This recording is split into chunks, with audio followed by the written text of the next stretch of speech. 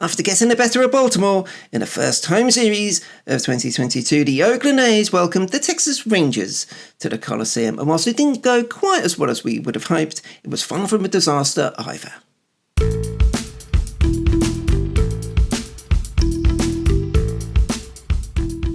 Welcome back to the Oakland A's UK YouTube channel. I am Matt, and I have to start this series review by apologising to all of you, to Mark Kotsay, the team, and everyone else, because yes, it was me in the series preview who made a point of going to town on the fact that the Texas Rangers came into the series with the second worst run prevention of any team in the majors. They'd allowed the second highest amount of runs so far in the season.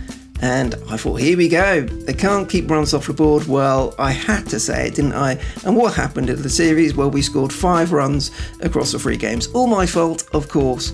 I solemnly apologise to Mark Kotsay and the rest of the team. My mea culpa out of the way, let's have a look at the 3 games. It started in a very underwhelming fashion, losing the opener 8-1.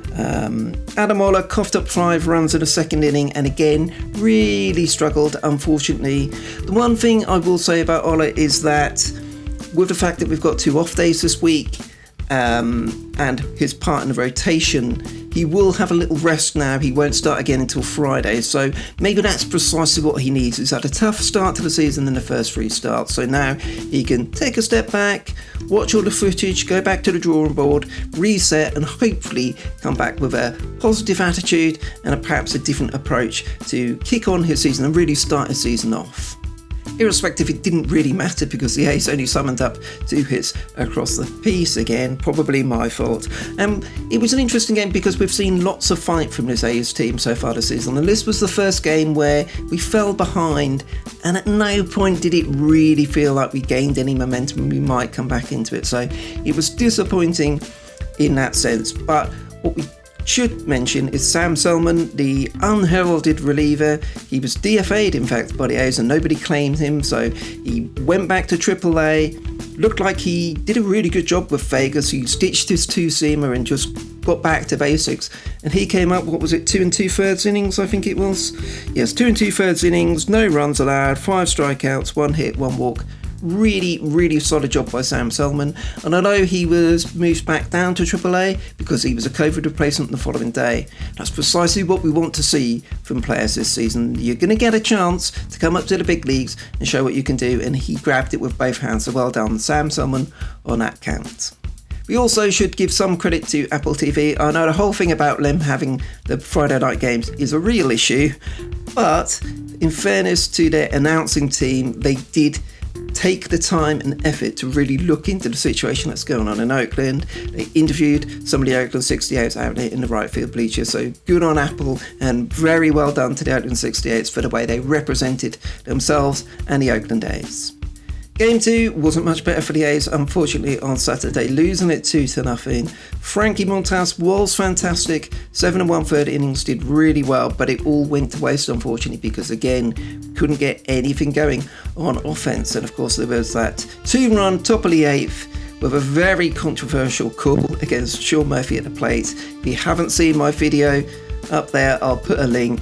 The video, my little jokey thing about the replay review crew in New York. But yeah, that was a real sickener, that one, and it meant that game 3 suddenly kind of brought on quite a bit more importance, really, because we'd had such a relatively positive start coming into the Texas series. To get swept in this series by Texas would have been a real downer, so it made game 3 on Sunday a big event, and thankfully the team really came through, no more so than Cole Irvin and Stephen Piscotty. So Cole, always believing yourself. Irvin did really well. Let me have a look. Yeah, good 5 innings from him, another solid start from him. Zach Jackson coming out of the bullpen for 2 very good innings too. But yes, it was the star man, Stephen Piscotty. It just come off the COVID injured list and he came into the game, bang, 2-run home run, went deep, a long way gone. And fantastic to see Stephen Piscotty. He's a veteran player. We want him to come through for the A's this season, and he certainly did in this game to get us the 2-0 win and make sure we salvaged not only a win from this series, but ended up this tough 17 games in 70 days stretch. Finished it up 9-8.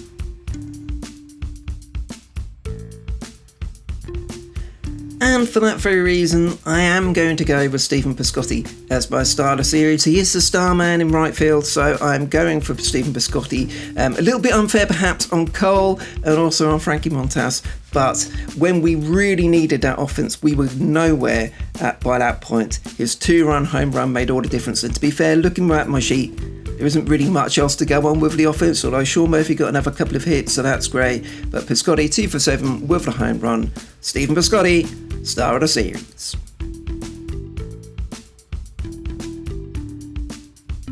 So finally, the A's get a day off after 17 straight days of playing.